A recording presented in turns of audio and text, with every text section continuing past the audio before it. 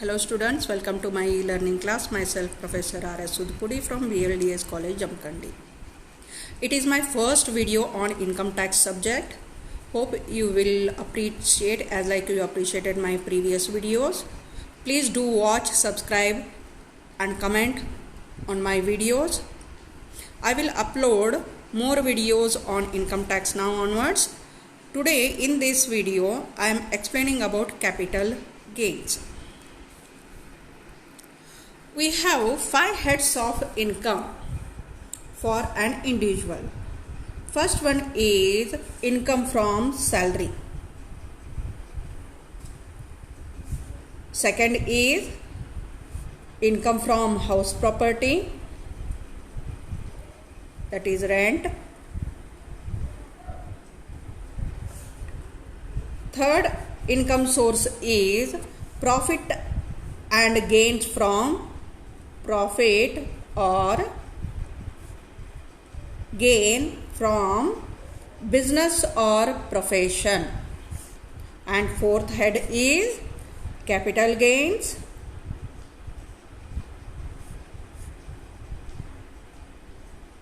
And fifth is income from other source. Okay, we have 5 headings. Whatever income a person earns from his total income,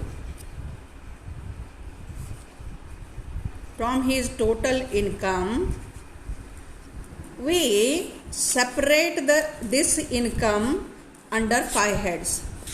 From salary, if we are taking the salary, if we have let out our building or house for rent, that income is called as income from house property. If we have business or profession, ಯಾವ್ದಾರ ವೃತ್ತಿ ಐತಿ ವ್ಯಾಪಾರ ಐತಿ ಅಂತಂದ್ರೆ income ಏನು ಬರಾಕತೈತಿ ಅದನ್ನ profit and gain from business or profession ಅಂತ ಹೇಳ್ತೇವೆ. 4ನೇ ಹೆಡ್ ಯಾವ್ದಾರ ಪ್ರಾಪರ್ಟಿ ಸೇಲ್ ಮಾಡಿದ್ರಿ, ಟ್ರಾನ್ಸ್ಫರ್ ಮಾಡಿದ್ರಿ, ಇನ್ಕಮ್ ಬಂತು ಅಂತಂದ್ರೆ ಅದನ್ನು ಕ್ಯಾಪಿಟಲ್ ಗೇನ್ ಅಂತೇವಿ. ಈ 4 ಹೆಡ್ಡಿಂಗ್ ಒಳಗೆ ಕುಂದಿರ್ಲಾರದು. The income which does not fit in any of these 4 headings is considered as other income. Okay. So in this video I am explaining about the capital gain. Okay. In this video I am explaining about the 4th heading, that is capital gain. It comes under the income tax 2 subject of Rani Channamma University, of any of the university syllabus. Okay, income tax 2 ದೊಳಗ ಬರತಕ್ಕಂತಹ chapter ಐತಿ capital gain ಅಂತ ಹೇಳಿ.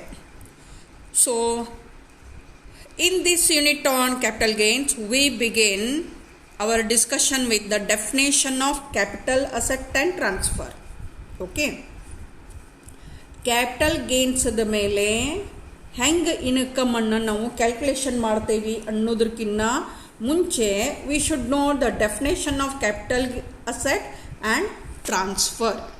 Okay, capital asset ಮತ್ತು transfer ಈ 2 ಶಬ್ದಗಳು ಭಾಳ important ಅದಾವ capital gains ಈ ಒಂದು ಚಾಪ್ಟರ್ ಒಳಗೆ. Okay, in this video I am explaining about the capital asset. Thereafter, first we are knowing the meaning of capital asset and transfer. First ಅದನ್ನು ನೋಡಾಕತ್ತೇವೆ. Thereafter we will proceed to discuss the various circumstances under which capital gain tax is levied. There are certain transactions which are not to be regarded as transfer for the purpose of capital gains. Second ಇದ್ರೊಳಗೆ ನಾವು ಏನು ನೋಡಾಕತ್ತೇವಿ, various circumstances under which the capital gain tax is levied, and some of the transfers are not considered as transfer for the purpose of capital gains. So ಅದನ್ನು ನೋಡಾಕತ್ತೇವಿ. For computing long term gains, knowledge of cost inflation index is necessary, so we are going to know about that also in capital gains chapter. Next, again there is a separate method of computation of capital gains in respect of depreciable asset. ಅದರ ಬಗ್ಗೆನೂ ನೋಡಾಕತ್ತೇವಿ. So 5th one ನಾವು ಅದನ್ನು ನೋಡಾಕತ್ತೇವಿ. Next, there are exemptions in case where capital gains are invested in specified asset. There are exemptions for capital gain. ಅದನ್ನು ಸುದೇಕ ಈ chapter ಒಳಗೆ ನೋಡಾಕತ್ತೇವಿ. So 6 ಸಬ್ headings ಅದಾವ capital gain ಈ chapter ಒಳಗೆ. ಸೊ 1 by 1 ನೋಡೋದಕ್ಕಿಂತ ಮೊದಲ ನಾವೇನೈತಿ ಅಂತಂದ್ರೆ we should know the meaning of capital asset. Okay. Section 45 provides that any profits or gains arising from the transfer of a capital asset affected in the previous year will be chargeable to income tax under the head capital gains.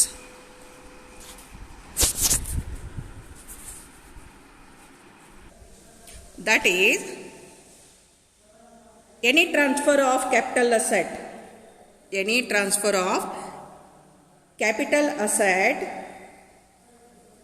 affected, that is transfer should be in the previous year. Previous year means when the transaction or transfer happened is called as previous year, or otherwise income earned year is called as previous year.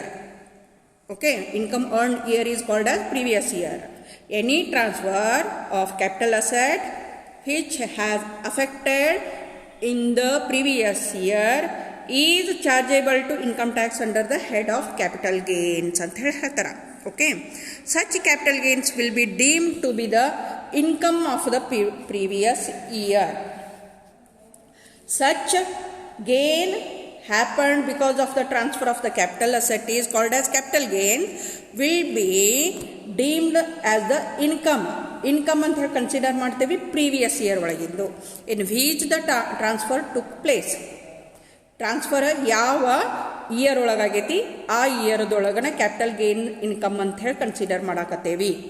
ಯಾವ year ಒಳಗೆ capital ಅಸೆಟ್ಟನ್ನು ನೀವು transfer ಮಾಡಿರಿ ಆ ಇಯರ್ದೊಳಗನ ಅದನ್ನು capital gain income for that ಅಸೆಟ್ ಸಿ ಅಂತ ಹೇಳಿ ತೊಗೋತೀವಿ, ದ್ಯಾಟ್ ಇಂಡಿವಿಜುವಲ್ ಅಂತ ಹೇಳಿ ತೊಗೊಳಕತ್ತೀವಿ. So here the meaning of capital asset and transfer becomes very important to know. Capital asset ಅಂದರೆ ಏನು, ಟ್ರಾನ್ಸ್ಫರ್ ಅಂದರೆ ಏನು, ಅದು ತಿಳ್ಕೊಳ್ಳೋದು ಭಾಳ ಇಂಪಾರ್ಟೆಂಟ್ ಐತಿ. ಈ ವಿಡಿಯೋದೊಳಗೆ ನಾ ಮೀನಿಂಗ್ ಆಫ್ ಕ್ಯಾಪಿಟಲ್ ಅಸೆಟ್ಟನ್ನು ಅಲ್ಲೇ ಎಕ್ಸ್ಪ್ಲೇನ್ ಮಾಡಾಕತ್ತೇನೆ. Okay, so definition of capital asset. According to section 2 subsection 14, a capital asset means, according to section 2 subsection 14, a capital asset means property of any kind held by an assessee. Property of any kind held by an assessee, whether or not connected with his business or profession, is called as capital asset. First meaning ಏನು ಹೇಳಾಕತ್ತೈತಿ ಅಂತಂದ್ರೆ, any property ಯಾವುದೇ ಸ್ವತ್ತು whether or not connected with the business or profession, ವೃತ್ತಿ ಮತ್ತು ವ್ಯಾಪಾರಕ್ಕೆ ಸಂಬಂಧಿಸಿದ್ದಿರಬಹುದು, ಇರಲಿಕ್ಕಿಲ್ಲ, ಅಥವಾ ಯಾವುದೇ ರೀತಿಯಾದಂತಹ ಸ್ವತ್ತನ್ನು ನಾವು ಕ್ಯಾಪಿಟಲ್ ಅಸೆಟ್ ಅಂತ ಹೇಳಿ ಕರಿತೇವೆ ಅಂತ ಹೇಳಿ ಹೇಳಾಕತ್ತೇವೆ.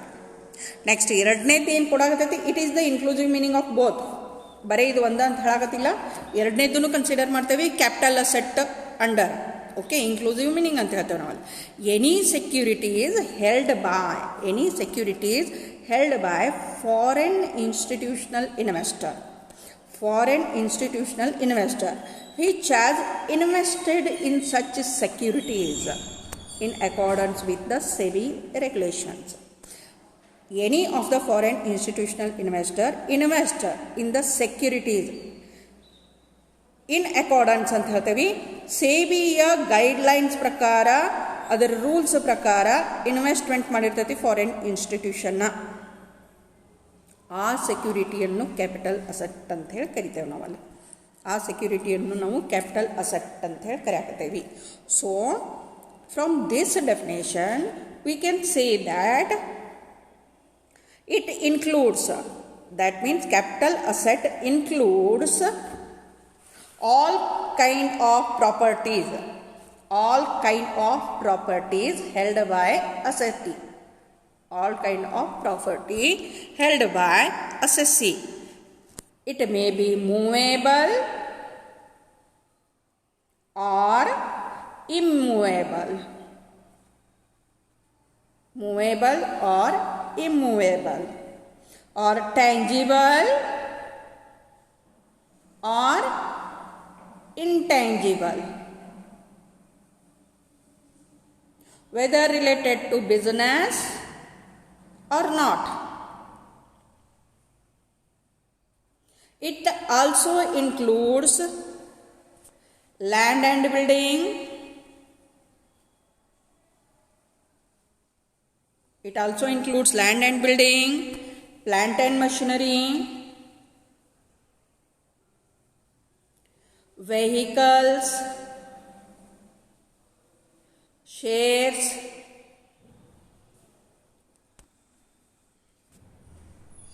securities, okay, gold, silver, jewelry, goodwill, patents,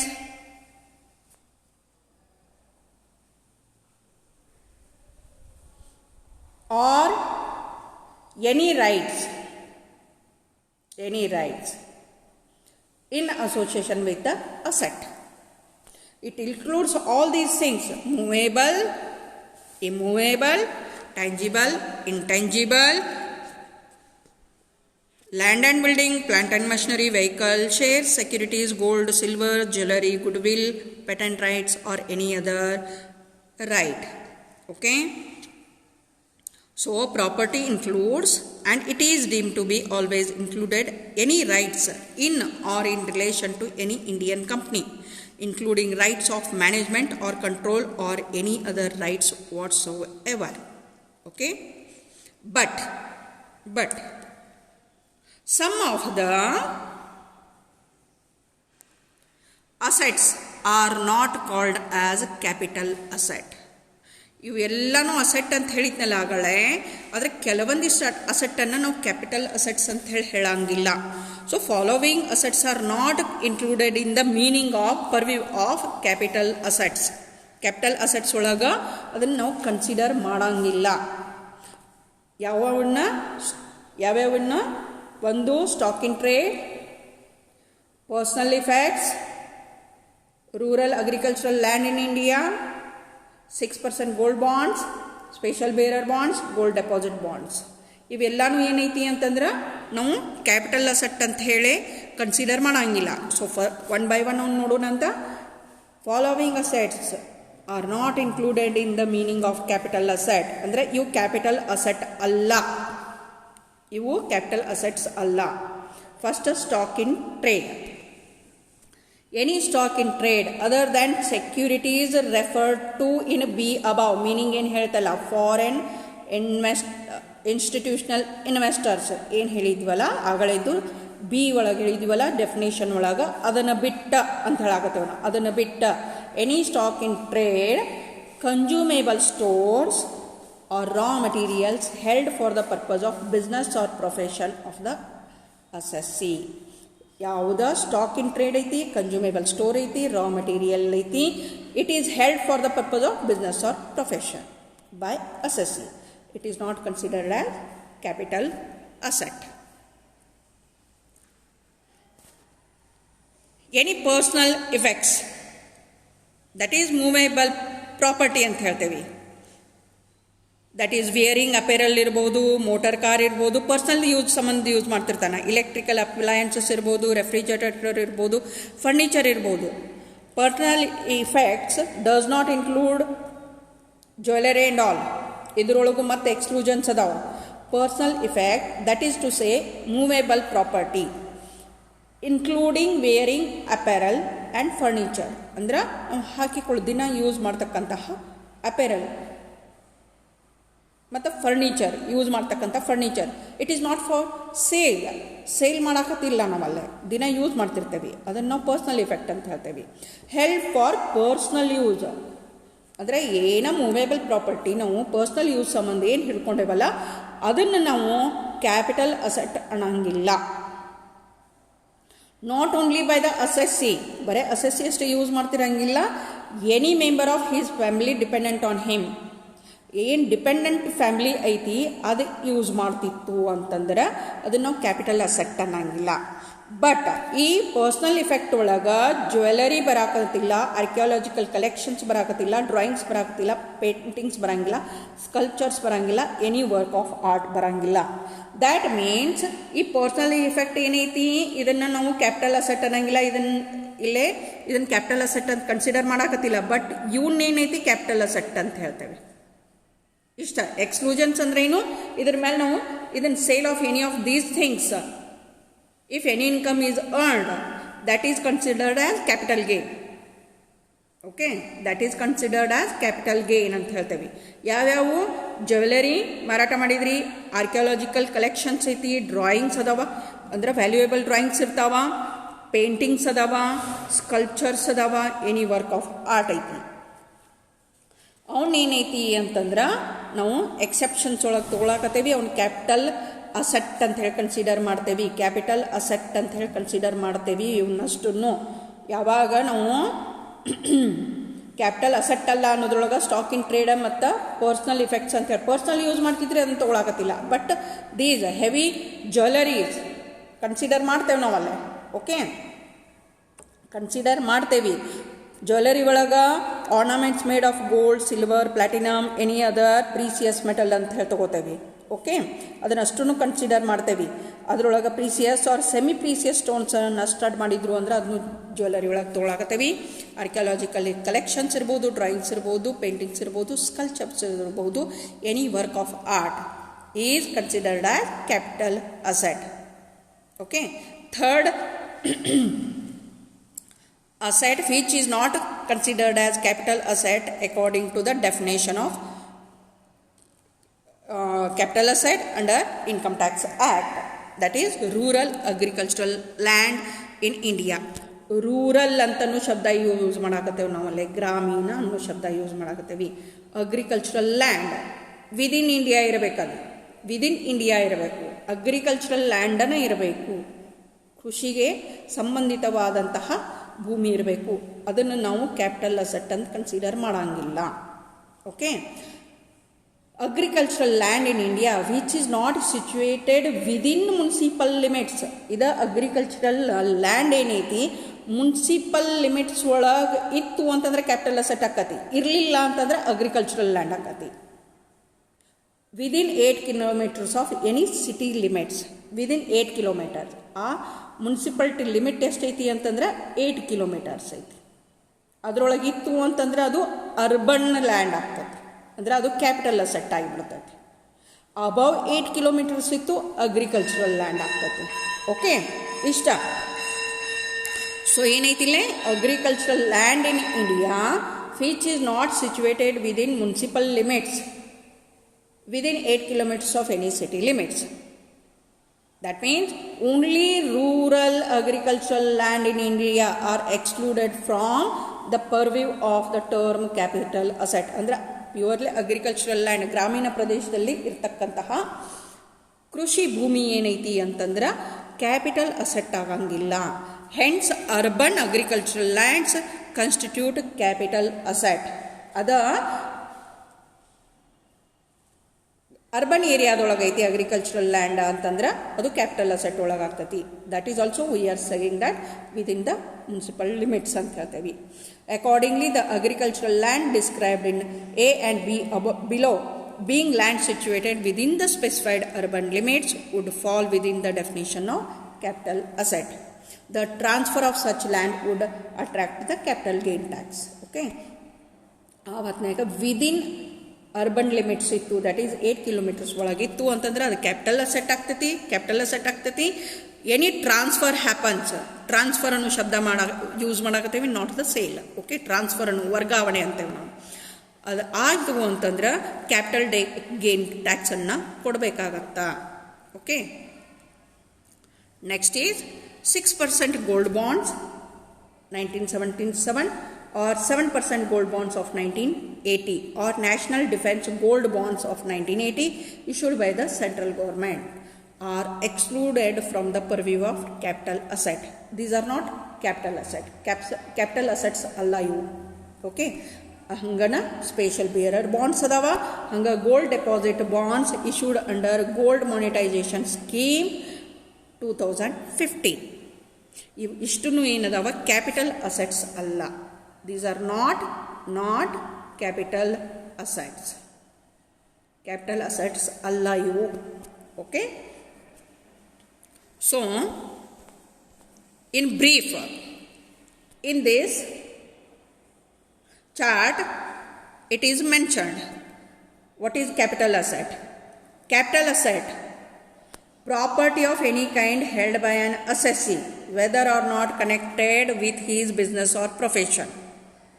Innondu, any securities held by foreign institutional investor which has invested in such securities as per SEBI regulation. ಇವು ಎರಡನ್ನೂ ಕ್ಯಾಪಿಟಲ್ ಅಸೆಟ್ ಅಂತ ಹೇಳಿ ತಗೋತೇವೆ. ಬಟ್ ಇನ್ ದಿಸ್ ಫಸ್ಟ್ ಇದು A and B ಅಂತ ಹೇಳ್ತೇವೆ. ಈ ಎಕ exceptions ಅದಾವೆ. These are not the capital assets. ಇವು ಕ್ಯಾಪಿಟಲ್ ಅಸೆಟ್ಸ್ ಅಲ್ಲ. ಎಕ್ಸ್ಕ್ಲೂಷನ್ಸ್ ಅದಾವೆ, ಇವನ್ ಕ್ಯಾಪಿಟಲ್ ಅಸೆಟ್ಸ್ ಅಲ್ಲ ಅಂತ ಹೇಳ್ತೇವೆ. ಯಾವ್ಯಾವು? Stock in trade, consumable stores, raw materials held for business or profession.